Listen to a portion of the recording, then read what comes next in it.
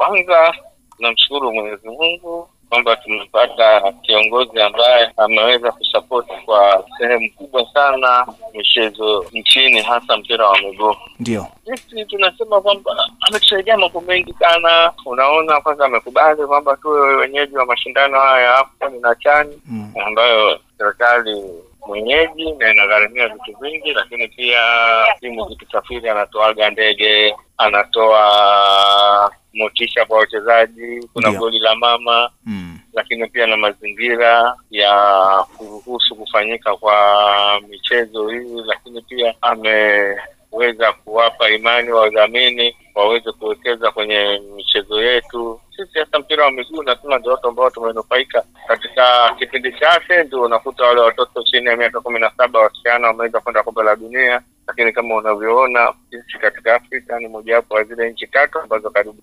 qualify karibu mashindano yote ya Afrika. Katika hii miaka 4 tumefanya makubwa sana ambayo hawajafanyika toka tumepata uhuru. Okay, sawa. Nazo nikasema ni mafanikio makubwa pia kwenye nchi yetu ya Tanzania kwa sababu kila sehemu amegusa, lakini kwenye utawala wako pia umeonekana kuwa naye karibu zaidi. Inawezekana ni baadhi ya viongozi wachache sana ambao wanakuwa karibu na viongozi kama rais, kwa sababu kunapokuwa kuna changamoto mara nyingi tunaona anaweza kutia mkono. Hasa umezungumzia timu zetu za taifa.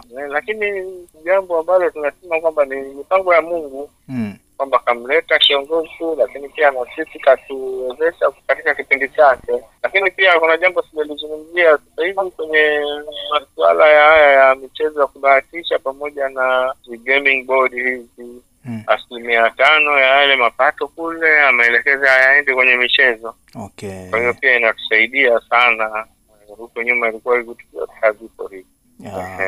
Ni jambo ambalo amelifanya. Hatusemi kwamba waliopita hawakufanya. Ujue kawaida kwenye uongozi, ndio kila anayekuja anatakiwa afanye vizuri zaidi ya wenzake kabisa, sababu ameona yale yaliyoko kule na zile changamoto ameziona. Kwa hiyo mimi nimeangalia kwa wenzangu changamoto zilizokuwepo, tumehakikisha kwamba angalau tunazirekebisha na yeye hivyo. Kwa hiyo tumekutana, ni kipindi ambacho tumekutana, lakini yeye ndio kiongozi wetu na yeye ndio ametuongoza kwenye misingi yote ya kuweza kuhakikisha kwamba tunafanya vizuri, kwa sababu hayo mafanikio makubwa yanayopatikana katika sekta nyingine na kwenye michezo pia yamepatikana, lakini hasa kwa mpira wa miguu tumepata mafanikio makubwa sana katika kipindi hiki chake.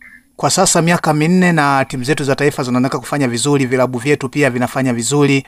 Shirikisho la soka Tanzania TFF tunaona hadhi inazidi kupanda, na wewe sasa umepanda zaidi kwa sababu ya ubora wako nao uonyesha kwenye soka letu la Tanzania na kuwa mjumbe wa CAF. Si jambo dogo kwenye utawala wa Rais wa Jamhuri ya Muungano wa Tanzania, na hii unazungumzia ni support. Natamani kufahamu timu yetu ya taifa kwa sasa inajiandaa na mashindano bado ya kimataifa. Ungekuwa na neno gani la kumwambia labda Rais wa Jamhuri ya Muungano wa Tanzania kwa kipindi hiki?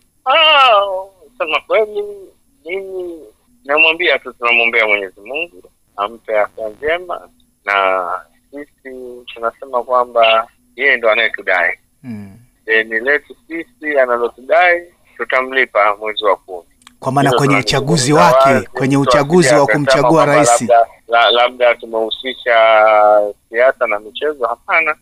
Kwa sababu hata mimi kule kupata nafasi ya wenzangu kuniamini kunipa nafasi niliyoko, ndio pia ni kwamba ni imani Tanzania ambayo imeonyesha kwa wenzake. Mimi sikwenda kugombea tu, niliomba mimi idhini na nikapewa baraka, na ndio nimefikisha hapa leo. Ni kiongozi kule, lakini kule wanaizungumzia Tanzania na Tanzania wanamzungumzia madam.